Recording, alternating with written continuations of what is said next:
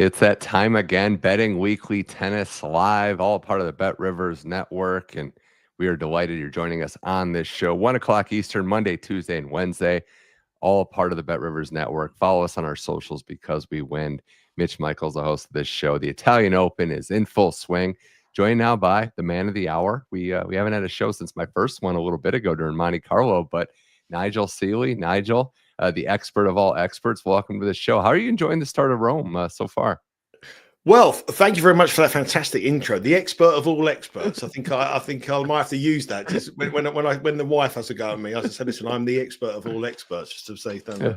Do you know what? It's been a bit of a slow start. I don't really like. I think it's quite good for the betting for the first rounds, but obviously we got the big guns still yet to come into the tournament, and we got to see how they fare.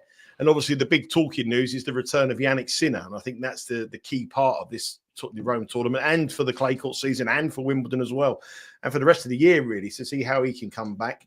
Carlos Alcaraz is an interesting one. Never to see how fit he is. Obviously, he hasn't got a very, very good record here. Famously, he got beat a couple of years ago by Marijan as a minus 5,000 favourite that day. Yeah. I was at that match actually, and so that was a wild game. So it's quite interesting, really. I just think that. The other thing as well is that the trends from people who did well in Madrid to come here, they haven't got a very good record. It's only Nadal's won it back-to-back in the last, I think, something like 15, 16 years. Nadal's won it back-to-back. Two completely different contrast conditions. And the one thing about Rome, having been there so many times, the weather is in and out. You can have a real sunny day where the courts can play very differently. And the next minute, you could have a deluge and a thunderstorm and a bad weather, and the whole thing can change massively. So there's a lot of things to consider when you're betting here, not just necessarily the current form, a lot of things you need to take into account. There certainly are. You mentioned it, Madrid, Rome, so different in terms of the courts, in terms of the altitude. It's an interesting one, Nigel, right? Because this is the last big stop before Roland Garros. It actually plays a lot like Roland Garros, but there could be fatigue. And if you're a top player, you are obviously saving yourself for the light at the end of the tunnel, which is Roland Garros. So there's opportunity as well. Sinner's return, we're going to get to that. We're going to get to some picks. You have a daily double to get to. The live window right now, not a ton of action, just one men's match with Cam Norrie taking the first set over Christopher O'Connell. O'Connell is a plus 390 underdog as that second set is about to take off. We got a couple women's matches in action, about 4. Katie Bolter in trouble against Pavlyuchenkova, who just continues to mosey along. And Veronika Kudermetova, another match taking out, is a 1 game away from taking out Stefani, the local Italian. So live window, not the fullest right now, Nigel. We still have a lot of matches to take place on this Wednesday. So still a lot of tennis in Rome with the first couple of days just getting underway. Yeah, a lot of matches to play. Obviously, the Cam Norrie match is the main men's match currently at the moment. Cam Norrie is minus 625 after taking the first set. Currently live on the Bet Rivers app against Christopher O'Connell is plus 420. Spread here is 4.5. The total here is 19.5. And that, if I'm looking for a bet now, I mean, Cam Norrie is in the sort of twilight of his career. I expect him to start fast, but he's 6-3 on the board, 9 on the board, over 10.5 for the remainder of the match. That looks quite a cheap little number. I think on their clay court stats this year, O'Connell, there's not really much in it, but obviously Cam Norrie's done better on the clay, a player that grew up in Barcelona and was very used to playing on the clay stuff. So the conditions will be the slower, the better. But I think 9.5, 10.5 for the remainder of the game looks a little bit cheap. So I think if I was looking for an in-play angle now, I don't think that's going to be over very, very quickly. And, we only need Norrie to win the set 6-4, and then we're going to cash a 6-3, 6-2, 6-1, 6-love Norrie set we lose. I think that would probably be the angle, because I wouldn't rule out a little bit of fight back from O'Connell there. So looking at the in-play at the moment, that would be the one that I would probably lean towards over 19.5. It's currently even money because Cam Norrie is love 15 on the O'Connell serve. We had some interesting results earlier today. Just now, as we started the show, Maria Sakkari gets by Belinda Bencic. Bencic retired after losing the first set, so we hope she's okay. But Sakkari, who ranking dipped, she had the injury. She reunited with her coach, Tom Hill. She goes to qualifying because the results from last week, the 2-tournament way it works out, her ranking hadn't reflected that. But she gets through qualifying. She beats Bencic. Maybe she's finding herself on the clay. And then the other one, Nigel, epic win for Jordan Thompson over Mpeshi Perricard. Third set, the emotions were flowing. Thompson just figuring out that serve late in the match. Those were two that stood out to me. But what were your other thoughts on some of the matches earlier today? I mean, the performance of Eala today to beat Eala, the Japanese girl, was an incredible performance. I've watched Eala play a couple of times, and I thought she's been quite a good talent, but she hasn't had the results that you would expect from her. But that win today for her was a fantastic win. I mean, the Bencic. I don't know about you, Mitch. I think I'll ask you this question here. I mean, back in the day, sort of 10 years ago, 15 years ago, these clay court matches were real. They were 6-3, 6-2, 6-1. I know the stats are saying that the court speed is pretty much the same, and the average as the point breaks are more or less the same as what they are each week. I just got a feeling that they're playing a little bit quicker in recent years. All the players now, there isn't an out-and-out clay quarter than there was years ago who knew how to play this stuff. I think it's a bit of I think the clay court season is done in such a small period of time. If you went back 10, 15 years ago, there was 50 players in the world who could only play on clay, and there was 50 players in the world who can only play on grass. Now, the form that shows in the hard court season pretty much goes into the clay court. There isn't a real out-and-out clay court specialist anymore. Doesn't seem that way, and I would add technology to that too. You're getting some more power in terms of what the rackets the players are playing with. But yeah, the homogenous side of the court speed, all that goes into factor. But there's been some interesting ones, not just in terms of just longer matches, but we've seen a couple third sets get away. I was watching some of the Greek Sport Kekmanovic match where Greek Sport's built to go 3 sets, but a bagel in the third set. So, Kekmanovic just completely ran out of gas, got a little disheveled there. So yeah, I'm with you. I don't know that there's necessarily specialists like there used to be, but it might open up the opportunity for some of these players to find their game as we switch. There was players like back in the day, mate, which you're probably a bit too old for you, but Marcelo Rios, he famously turned around and said that grass is for cows, and he didn't want to play on cows. And there was players who could not play a game on clay. It was impossible for them. And whoever they played, if they were like in the top 10 in the world, they were -110. They had no chance against the Spanish number 17. But now, I just think that the players play so many different courts. The court in Wimbledon is slower than it used to be. I think the clay's a little bit quicker. And some of these stats you're getting from these clay tournaments are as good or as quick as some of the hard court tournaments anymore. The idea of these courts being really, really slow aren't what they used to be anymore. And I think that shows that the randomness of results, i.e. if you bet underdogs, there isn't many underdog winners in men's or women's tennis anymore. Favorites are winning a lot of the time, but you would think that would be the different with the amount of with not, especially in the men's game, without there's a huge dominance of a Sampras or a Nadal or a Federer or a Djokovic. So it's quite funny. I just think that it's something to keep a note on at the moment. I just don't believe that there is. I think they're a little bit quicker than what they are. Yeah, it's a good point. And before we get to some Thursday matches, your daily double, which shout out Tim Dennis just hits another one, right? Just another daily double. 11 winners he's given on out of 12 picks on this show. That's some going. You can't have him win too much because then he won't be around to do the show. He'll just be living a better life somewhere else. So. And he'd be asking for a pay rise as well, Mitch. So we can't have him win. We can't have him have too many wins. Just sprinkling a loss in there. No, we're kidding, obviously. But phenomenal run by him. Before we get to the other matches, just some highlighted matches still to play as Rome wraps up this Wednesday. I'm looking at Darderi, the Italian, -235 on home soil. Boo is a tricky customer, but Darderi has elevated his game. And I'm also just the bigger picture, Niall, of Italians playing in this tournament, what that effect is like, if it's pressure versus being uplifted. This match, but also how you see the Italians on home soil.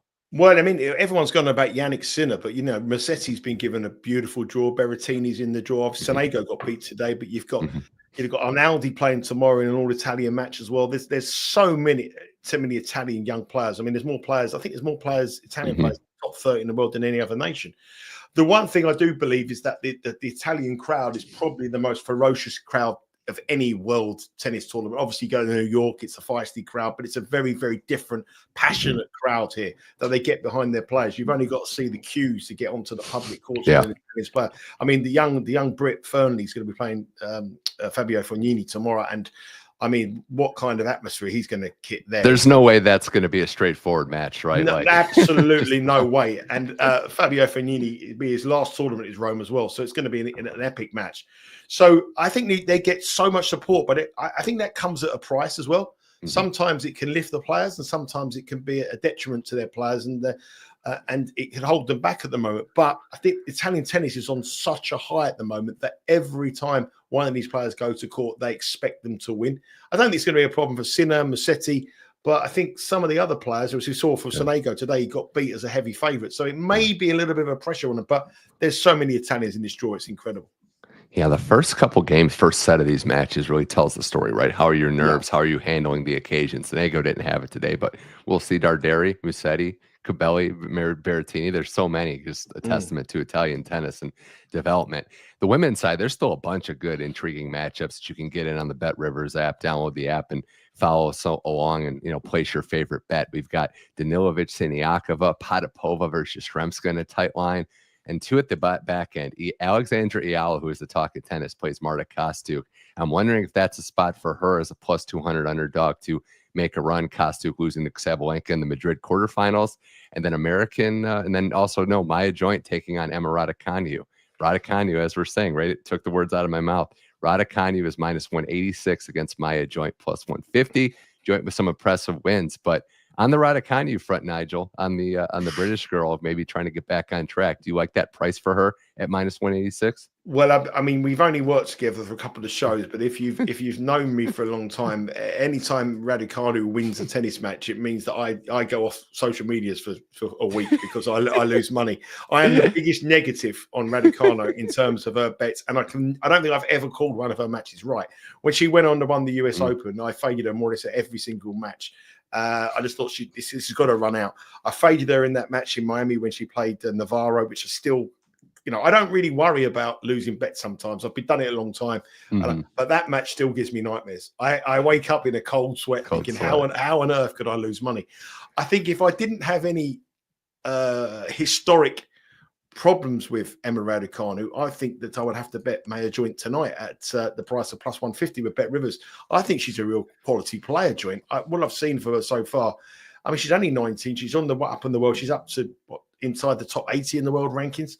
She's really, really impressed me in the small periods I've seen. She seems mentally solid. She's come through 2 matches here in qualification, 2 good wins. She only got beat by Navarro and Madrid. She had a couple of good wins there as well, again through qualifications. Yeah. But Raducanu, I'm not convinced that this is her surface. I think she does. I know this. I've been saying this is quick clay court, but I think Raducanu wants it a fast hard court like a Miami, a quick hard court, and especially in the grass season. I think her focus is getting herself fit for Wimbledon. So I think Maya Joint at plus 150 here tonight, or this afternoon if you're stateside. I would probably lean towards her, but as I said, I have lost so much money fading Emma Raducanu. She's off my Christmas list. She's off my Easter card list, my birthday list. No problem. With regards to the Eala Kostyuk match, that's going to be an epic match, isn't it? I mean, I'm not. Are you convinced by Eala being the next? I mean, I know people who are considered quite good are talking about her as a potential Grand Slam winner in the next couple of years. I'm not that. There's levels to it. Like we have a long way to go to get to there, Nigel. But I would say that she's shown an ability to fight, to dig in. Even playing Egon Clay the next match. I know there's another dialogue going on with her, but going 3 sets with Egon Clay, not being necessarily intimidated. I don't know that she wins this match. Marta Kostyuk is a fighter as well, but she's had dips in her level. So whether it's over or whether it's that 4.5 game spread on Bet Rivers, I think there's an opportunity to find value in Eala making this close. I don't know that I'm going to go all the way and say winning, but I think there's my worry is that sometimes we get a little bit overhyped about players. I thought Eala was mentally very strong against Swiatek. And I think I agree with your point in the second match as well. She pushed her all the way until she just, Swiatek ran away with that final set. But I just think we may get carried away a little bit with her. I'm not necessarily thinking now because the line is, Kostyuk is minus 133 and 136, something like that. So that's a short odds to take. But I think she's like 265 actually. She's minus 265. Well, I mean that's too short a price to take. But if she ran into somebody later on in the tournament on her level, like in a 50-50 call, someone who's probably in the top 30 in the world, I think I'd have to oppose it. Eala. I mean, because she did play a couple of challenger tournaments or the equivalent of challenger tournaments straight after her win against Swiatek, and she didn't do anything. She did nothing. So I think we may have got a little bit overhyped by her. That would be my fear. The only bet I've had tonight, I'll just quickly, before we go on to tomorrow's matches, Right. the only bet I've placed tonight, and it's on one of the men's games later, I backed Laslo Djere earlier today, even money to beat Tomas Etcheverry. I like that. I like that a lot. They played in 2023 in Hamburg. Jarry won 7-6, 6-3 in very similar conditions to what we're going to face here. Laslo Djere is a much better player. I know Etcheverry is an Argentinian, but on the stats, Laslo Djere, the Serbian, is a very much more accomplished clay courter. He's had a bit of a bad run, but he's running to some really top players. He ran into Alcaraz in Barcelona around the 16, big 3 players to get that far. And then he ran into Medvedev and had to pull out injured in that match. And the injury worried me going into this match. But when someone gets injured and there is a positive for them in their next tournament and the money comes for them, that suggests that they're fit. Yeah. I would be worried about betting somebody who had an injury and everybody wanted to oppose them. Then that would really concern me. But the fact that people are betting Laslo Djere tonight and he's gone from even money to -120, -125 suggests that he is fit. And if he's fit on clay, I think he should be a stronger favourite than what he is against Etcheverry. So that's my bet. That's one of my bets this evening. Yeah, and it goes without saying again, like this time of year, Roland Garros coming up, there's a lot of retirements that we're just trying to prevent it to not have anything bad happen. So yeah, look at the numbers, follow along. I like that pick a lot. And we'll see how Laslo Djere does against Etcheverry. Here on Betting Weekly Tennis Live, Mitch Michaels and Nigel Seeley. We're on the Bet Rivers app. Follow our socials at Because We Win. Let's get to tomorrow's action. And Nigel, let's get right to the Daily Double because I saw these picks and I was delighted. On Monday's show, myself and Dustin Fox actually highlighted the first match of this leg.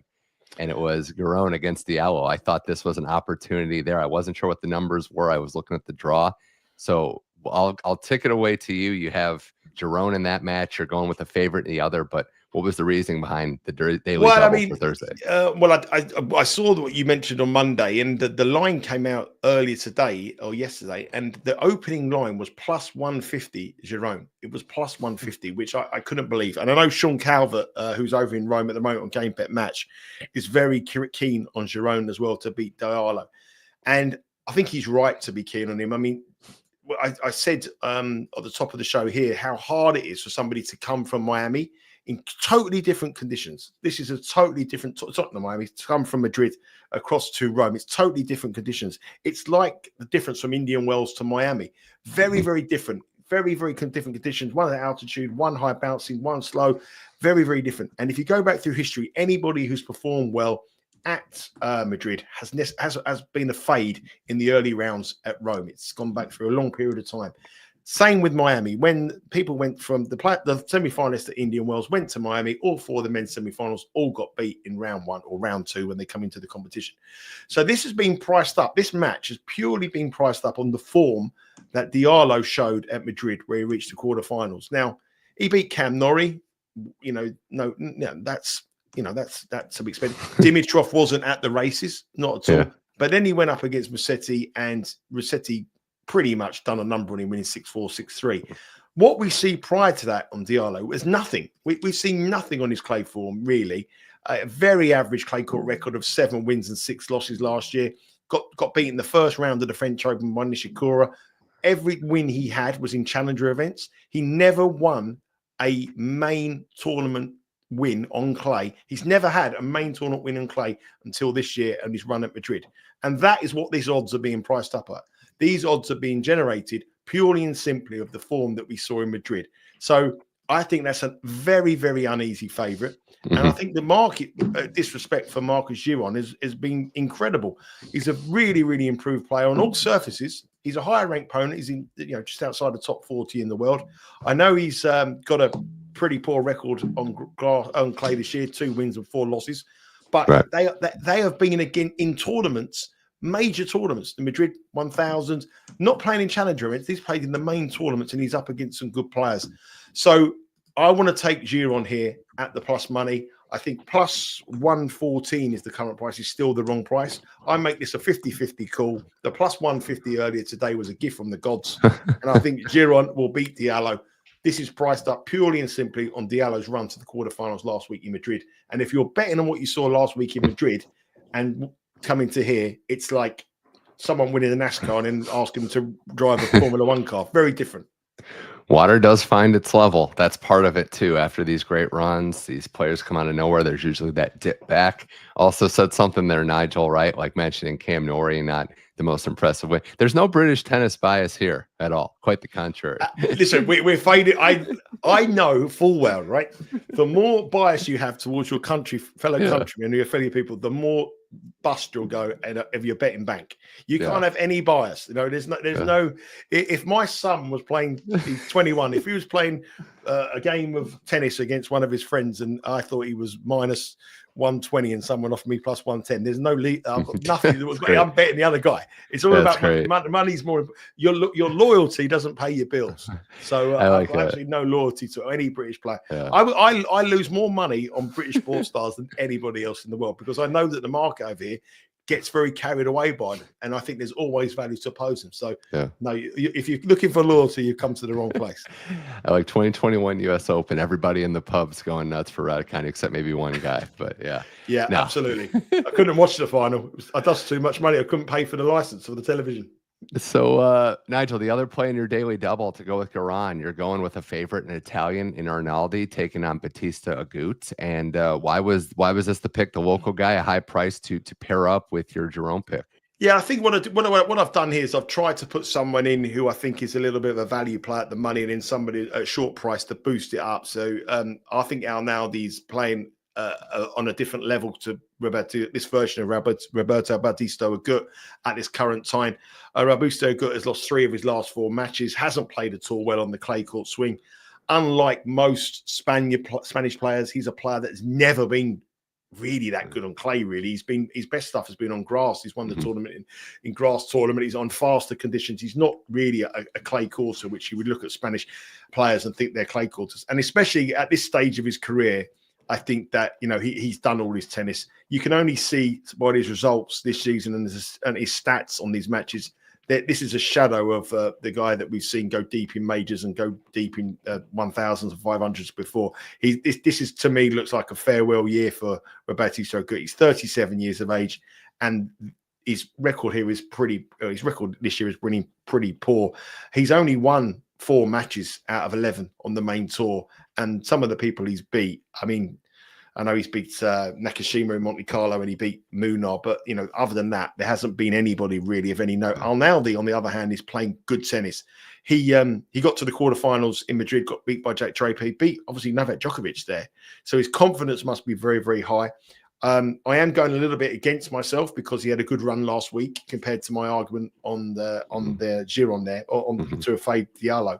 But I just think that the way that these two have met each other in the stage of their career, you've got an Italian who's looking to get in the top 32. A good run for Arnaldi here. This is one thing that I always like to do as well, and it's something that I've used over the years to be quite profitable. I look at players that sort of ranked sort of 33 to about 37 in the world. A couple of tournaments before a major. They want a good week. They know they can't win it, but if they can go into the second week, they know they have a great chance to be seeded going into a major tournament. And for Arnaldi this week, he's got a good run here. Could see him seeded, perhaps going to the chance of being seeded, probably playing next week as well. Good run there, and he could be seeded for the French Open. And for those kind of players in that bracket between 30 and 40 in the world, that's very, very important. And I think he's a player on the up. I think the crowd will get him through, and he's up against a 37-year-old Bautista Agut who doesn't really seem to have much left in the tank, and I expect Arnaldi to get through here. So Giron to beat Diallo, Arnaldi to beat Bautista Agut. It plays plus 280 with Bet Rivers as my daily double for tomorrow. Get in on the action. Bautista Agut, as you mentioned, rounding third and heading home on his pro career, and even the big wins, Djokovic and the like, were not on the surface. So always trust the surface and trust the odds as well on the Bet Rivers app. Well, we'll get to some other storylines as we wind down this show, but some other matches tomorrow that we're looking at, and we'll flash the board now. There are some odds on the ATP Rome matches. Nardi, Cobolli, and an all-Italian affair. Jarry at a minus 180 favorite against Hugo Gaston. You got Rinder, Connect, Gigante, Bellucci, Pedro Martinez. And on the women's side, Petra Kvitova, Ons Jabeur. Interesting form to see those two. Headed Maya Buskova. Stearns Kalinskaya is an even matchup, a coin flip, if you will, and Jacqueline Christine against Julia Putin-Seva. Nigel, we also have some other lines that have just hit fresh off the presses, but thoughts on what we are looking at tomorrow and anything you might be targeting? I know that Sean Calvert is very keen on the over in the Nardi Cobolli match. He thinks that's got an over 22.5 written all over it. I think that's got a good chance of going over as well. You can't really look at the form because they played in Auckland this year and Cobolli retired in that match, and then they played in Umag in 2023, which Cobolli won pretty easy. The only real form guys you have is the next gen match in 2023. But I think two Italians going at it in round one. Both going to have huge support. I think the fans might see a long game there. I'd be tempted to go over 22.5. The other one that interested me was the Jarry match. Jarry's got a lot of points to defend this week, hasn't he? You know, he got to the final last year, and he's not playing very well. I trust him more at altitude. I think Jarry, obviously, in his home tournaments in the clay courts in the South American swing, I like him. He does well at Monte Carlo as well. But what I've seen from him so far this year, I think he might have a little bit of problems. I probably wouldn't trust Gaston to win on the money line, although Bet Rivers are offering plus 145, which is the best price in the land. I would probably go with Gaston on the game handicap. That would be my sort of lean for there. But they're only leans. I mean, they're only sort of leans for me. And in the women's one, I mean, the big game is obviously Kvitova against Ons Jabeur. I don't think, is this the first time Kvitova's won will be having back-to-back matches in the tournament? She's won a tournament since her return, isn't it? This is the first time she's won. She hasn't lost a match.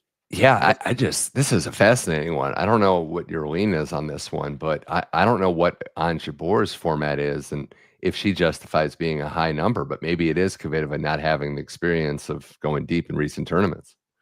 Well, both of them have lost 5 of their last 6 matches. Can I go for the draw, the tie? Yeah, can we go for the tie? Which I really wouldn't. My rule always on Kvitova matches back in the day was that I would always go over games in Kvitova match. She played more 3-set matches than any other player. But this version of Kvitova, I'm not quite sure whether she's got it in her. And for her to play, you know, she only played 2 days ago. It was yesterday, wasn't it? Yesterday. And then to play again against Jabeur, whereas Jabeur hasn't played since April as a rest period of time. You know, she had a couple of weeks off. I think that rest will obviously help Jabeur, and that's the reason why she is the favourite. So it's an interesting match. If Kvitova showed something in play, then I would probably make a little bit of a play on over the games. Yeah. There was one more match. I have to get your opinion on it because it's a coin flip match. The Americans, talk about American bias on my end. Lerner Tien Rayo Pelka minus 112 across the board on Bet Rivers. Thoughts on this one? I have absolutely no idea, Mitch. So the floor is all yours. All I do know is that the money's come for Opelka today. It's been a bit of money for Opelka. I think Tien's going to be a great player, but I'm not quite sure if is this his surface? I don't know. You've probably got the in more than me. What do you think? It hasn't been his surface, right? And he's young enough to maybe figure it out, but the recent results haven't been great. He's lost early. Now, again, like losing a guy like Marcos Giron in an opening match in Madrid isn't the worst thing in the world. Opelka on clay isn't as bad as you would think. Like serve bot doesn't move well. You made the point earlier, right, that this isn't the same as back in the day. Like you don't necessarily have clay court specialists. So it sounds crazy as I talk this out, but I kind of like Opelka in this spot slightly. But that's pretty much what the odds is. Slight favour for Opelka. I mean, it just looks like an overs, though, doesn't it? You know, Opelka matches. Actually. If you look at Opelka matches, every match you would probably go blind. Opelka matches, and you would. I don't know the statistics, but I'm guessing you'd probably be okay. And the line is 23.5, and overs even money with the under minus 127. To get over 23.5 in a Opelka match, you may look like one of the good bets tomorrow, especially in a 50-50 call. Or you do what I've done before on this show to some pretty good results. You take that over 0.5 tie breaks at plus 104. Yeah. Just give me one tie break here. Plus money on Bet Rivers. I don't think you can beat that in a Opelka match to get a tie break. Well, he would never have bet it on the clay. But like I say, I just got a feeling these clay courts. I think you say you made a brilliant point there as well, which I never thought about, the technology of the rackets now. You know, hitting through the clay. It's a good point, the way that technology's come on. And they can hit through it. You know, you would never have seen some of the. I mean, Jack Draper serving the way he did at clay. I know he had the advantage of altitude, but the numbers he was putting out, that would never have been the case 5 years ago. Impossible. Never. And before we wind down, I do want to get thoughts on Yannick Sinner, but our guy Sirkin in the comments. Shevchenko de Jong later today. And looking at that line right now, we'll give some thoughts on it. Minus 190 for de Jong. Shevchenko is plus 148. So what do we think about that one? These two players trying to get off the ground running. Well, I always respect money in Shevchenko matches. I'm not saying anything untoward, but if Shevchenko goes for a walk in the betting market, then I want to fade him. If he gets money in for him, then you know that he's up for the challenge, and there has been money for him today. So that would suggest that he's trying a little bit more than he usually does. On the current form, De Jong is obviously a big server. I think just given the odds and the fact that Shevchenko has looked quite good in qualification, good win against Fucsovic, I think that he probably, at the odds of plus 148, is probably a little bit too big for me. If I was pushed to have a wager, if I was offered a $50 free bet with Bet Rivers, I'd have it on Shevchenko at plus 148. Okay. I think. We got action starting. We've got the Laslo Jarry Etcheverry match about to get. Come on, Jarry. Game. This is the one we want. This is the big cheer of the day. This is it. Etcheverry serving first, maybe an early break and some that would be sailing. Lovely. Lastly, here on Betting Weekly Tennis Live, it's been a blast. Mitch Michaels and Nigel Seeley. Got to talk about the return of Jannik Sinner. His return from the suspension. First matches will be at his home tournament. He is entered in the Hamburg draw. We'll see if that changes with the successful Rome, but looking like it could be Navoni, could have Davidovich Fokina early. That quarter, as we talked about, Nigel, is brutal, but he enters this tournament as the favorite. A lot to do with Alcaraz coming off of an injury, but thoughts on the number, Sinner as the favorite, and ultimately his form as he starts his comeback. Well, I think he's got to start favourite because there's no doubt about it. He's the best player in the world, and by some distance as well. I mean, his form before the ban was exceptional. He was a short price favourite to win every tournament he entered, and I think he has to. I think if everyone's just going to come in and think he's going to be the same Sinner that we saw, I think without 3 months sort of match ready, I think it's going to take him a little bit of time. I think he deserves to be the favourite, but I think if you're betting him at the prices you are betting him at, I think you're better off to bet him to win individual matches. And you will get, in play, I think he's going to struggle at some stage. You're going to get a nice price in play. So I wouldn't bet him. I genuinely, but the problem is when you're not betting someone like Jannik Sinner, you've got to look at where he could potentially get beat. And in that quarter, Casper Ruud has obviously got an injury after his win in Madrid. And I saw his social media page. He was celebrating quite hard. So I think he's a guy that he's the kind of guy I'd like to go out at, Casper Ruud. Is the weekend in town? Yeah, he'll be at a concert probably. Yeah, I wouldn't mind being his wingman because I can imagine I can get a lot of attention. I quite like Casper Ruud, but I think Casper Ruud may have parted his first 1,000. So I think he's going to be a fade for that reason. And then you look at Davidovich Fokina, who's playing exceptionally well, playing some of the best tennis of his career. But can he beat Sinner in Rome? I doubt very much. I think your hopes really in that quarter to get him beat at Cerundolo. In Q2, I think that it's wide open. I think there's anybody who can win it. And I've bet a couple in there. I've bet no, it's Q3 I've bet actually. Sorry, Q2 I think it's wide open. I think it's very weak Q2. But no, it's Q2. I've bet João Fonseca. I think we can have a big week from Fonseca. Right. So he's got to get past Marijan. But I think if Fonseca will play Sinner, I think that'll be a blockbuster, and I think the youngster will get the energy from the crowd. I think that'll be a tough match for Sinner. So I'm looking at Cerundolo and João Fonseca in that top of the draw, and I think he deserves favourite, and it wouldn't surprise me if he went on to win it. But I think at the odds, I wouldn't get involved. Boy, we get Fonseca Bencic. That could be great too. And if he gets by Rublev, and that we get that young gun matchup. And who do you like, Mitch? Who do you like? I was looking at a process of elimination, and I do like Sinner because I was going to ask you as well. Alcaraz, I think we see about 60 to 70% Alcaraz, which, by the way, bigger prize coming up. I don't think he's going to empty the tank. And you outlined Rublev. I'm not big on this Zverev stock right now. So just going through the contenders, I like Sinner in this tournament. I think Holger Rune might have a big week. I think he could have a big week. He is like every other tournament. It's like, what are you going to get? It's highs and lows are great. But when he's on, he's a top 5 player. It's winning or withdrawing, winning or withdrawing.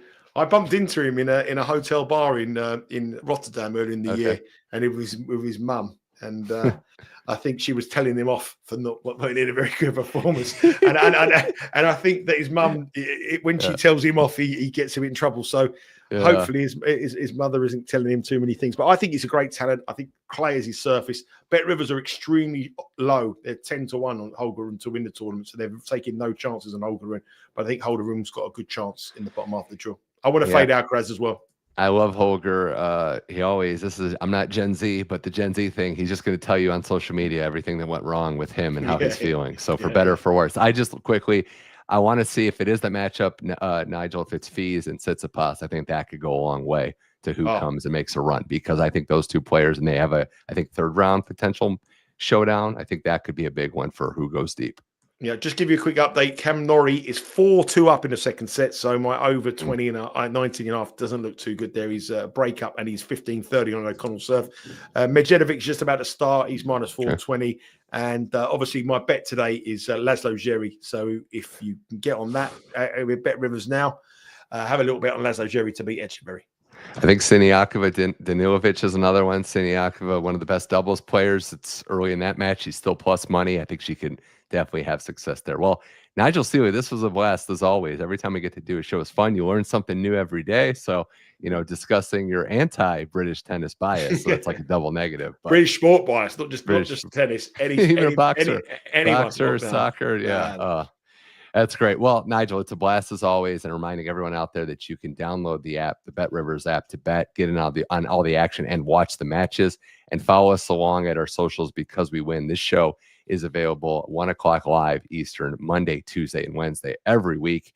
And we've also got the Game Set Match podcast. Nigel, I know you're big in other sports. So this network is just blowing up. We got a new sport every time I wake up covering on this network. I know, it's going mad. We've got the baseball guys coming up at 2 o'clock Eastern time with Doug and Adam the Ball. And then we've got Betting Weekly Hardball. And then we've got the basketball preview, the NBA, with Doug and Chris tonight as well. So it's growing. We're the fastest growing YouTube channel, Sportsman. And what I ask anyone to do, whoever watches shows, it doesn't cost you anything. Just hit that subscribe button. The more subscribers we get, that's what we want. Our target is to get 10,000 as quickly as possible. We're moving very, very close to that. And with your help and everyone enjoying this content, please hit that subscribe button, like as well. Hit the algorithms. That's what we want. Smash that subscribe button and enjoy. Get in on the action. Enjoy the Italian Open. Nigel, this was fun. Can't wait to do it again. Always a pleasure doing shows with you. So, great, bitch. Have a great week, mate. Betting Weekly Tennis Live, 1 o'clock Eastern, Monday, Tuesday, and Wednesdays, all a part of the Bet Rivers Network. For Nigel Seeley, I'm Mitch Michaels. Thanks for watching the show, and we'll talk to you soon. Enjoy the tennis and make some money.